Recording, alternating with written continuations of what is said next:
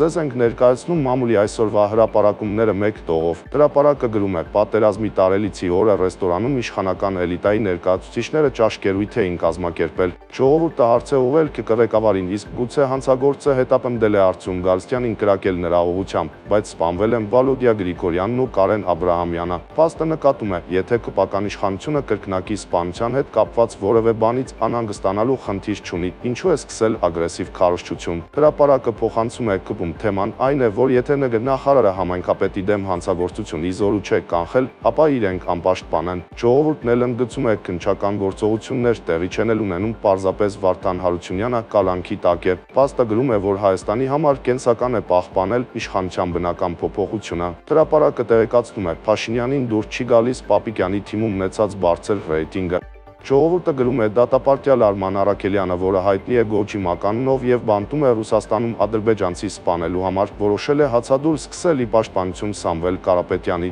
Փաստը նկատում է, որ պայքարը լինելու է ոչ թե արևմտամետների ու ռուսամետների, այլ իշխանության ու հայամետ հայաստանամետ ուժերի միջև։ Հրապարակն էլ գրում է, որ դատապարտյալները ծեծել են Բերդի աշխատակցին, իսկ ժողովուրդն արձանագրում է, որ մոտ 1 ամիս կպականները հին դեմքերով են վարչության նիստն իրականացնելու։